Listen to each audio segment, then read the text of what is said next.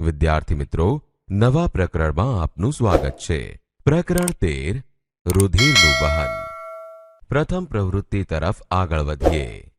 પ્રવૃત્તિ 1 હૃદયના ધબકારા ગણવા. વર્ણન: નીચે દર્શાવેલ હેતુ અને સાધનોની નોંધ કરો. હેતુ: હૃદયના ધબકારા ગણવા. સાધનો: હૃદયના ધબકારા માપવા માટેનું સ્ટેથોસ્કોપ, ઘડિયાળ. હૃદયના ધબકારા. હૃદયનું કદ માણસની મુઠ્ઠી જેટલું હોય છે. હૃદય સતત ધબકતું રહી પંપ જેવું કાર્ય કરે છે. હૃદય છાતીના પોલાણમાં સહેજ ડાબી બાજુએ આવેલું છે.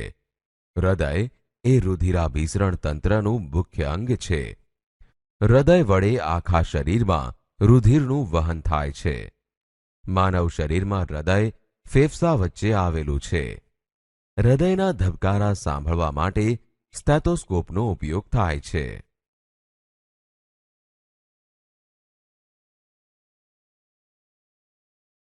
પદ્ધતિ: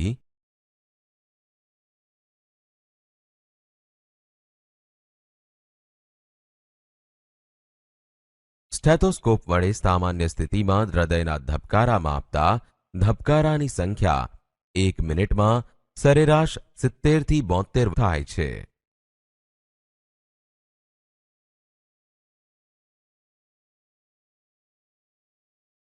ત્રણેય મિત્રો દોડી રહ્યા છે.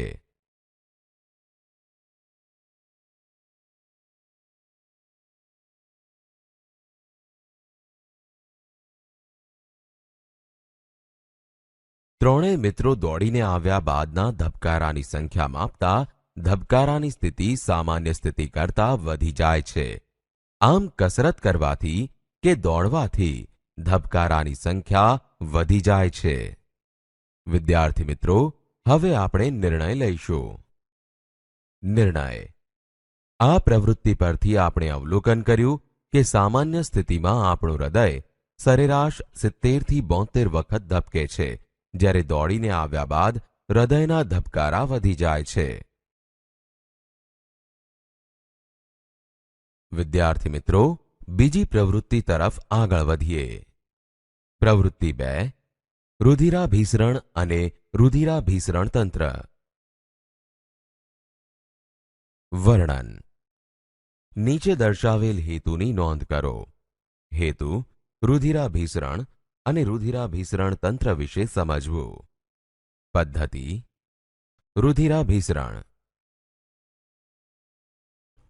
રુધિરાભિસરણ એટલે લોહીનું શરીરમાં થતું વહન. હૃદય અને રુધિર વાહિનીઓથી બનેલા તંત્રને રુધિરાભિસરણ તંત્ર કહે છે. રુધિરાભિસરણ તંત્ર. રુધિરાભિસરણ તંત્રના અવયવો: હૃદય, રક્તવાહિનીઓ. હૃદય. હૃદય રુધિરાભિસરણ તંત્રનું સૌથી મહત્વનું અંગ છે. માનવ શરીરનું હૃદય તેની મુઠ્ઠીથી સહેજ મોટું હોય છે. હૃદય છાતીના ફેફસાની વચ્ચે સહેજ ડાબી બાજુએ હોય છે. રક્તવાહિનીઓ.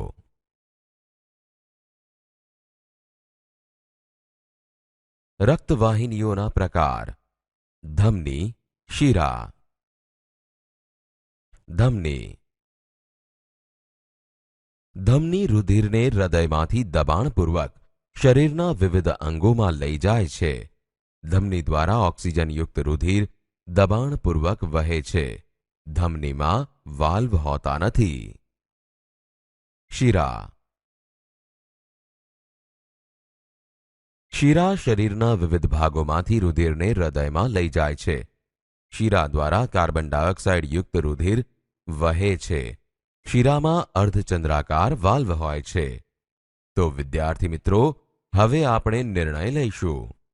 શરીરમાં ઉપયોગી અને બિનઉપયોગી ઘટકોનું વહન કરવા માટેના ચોક્કસ તંત્રને રુધિરાભિસરણ તંત્ર કહે છે. ધમની અને શિરા રુધિરને શરીરમાં ફરતું રાખવામાં મદદ કરે છે. વિદ્યાર્થી મિત્રો, ત્રીજી પ્રવૃત્તિમાં સ્વાગત છે. પ્રવૃત્તિ 3 શરીરના અંગો. વર્ણન. નીચે દર્શાવેલ હેતુની નોંધ કરો. હેતુ: શરીરમાંના અંગો અને તેના અવયવોનું પાચન અંગ, શ્વસન અંગ, રુધિરાભિસરણ અંગમાં વર્ગીકરણ કરવું. પદ્ધતિ: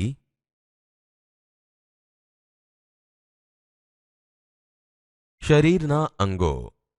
આપણા શરીરમાં ઘણા અંગો છે જેના કાર્ય દ્વારા આપણું શરીર વૃદ્ધિ પામે છે. આપણા શરીરમાં પાચન અંગો, શ્વસન અંગો, રુધિરાભિસરણ અંગો છે. હવે આપણે શરીરમાંના અંગો અને તેના અવયવોનું પાચન અંગ, શ્વસન અંગ, રુધિરાભિસરણ અંગમાં વર્ગીકરણ કરીએ. હૃદય. રુધિરાભિસરણ અંગ. જઠર, પાચન અંગ.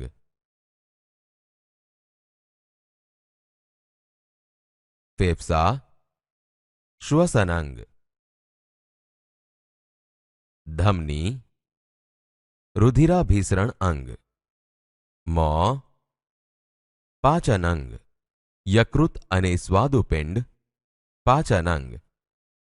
શિરા, રુધિરાભિસરણ અંગ.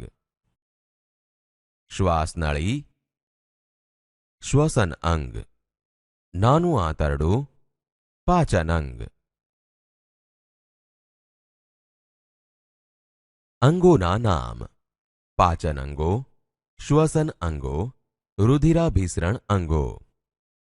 હૃદય, રુધિરાભિસરણ અંગ. જઠર, પાચન અંગ. ફેફસા, શ્વસન અંગ. ધમની, રુધિરાભિસરણ અંગ. મોં, પાચન અંગ. યકૃત અને સ્વાદુપિંડ, પાચન અંગ. શિરા, રુધિરાભિસરણ અંગ. શ્વાસનળી, શ્વસન અંગ. નાનું આંતરડું, પાચન અંગ. વિદ્યાર્થી મિત્રો, હવે આપણે નિર્ણય લઈશું. આપણા શરીરમાં જુદા જુદા પાચન અંગો, શ્વસન અંગો, રુધિરાભિસરણ અંગો આવેલા છે.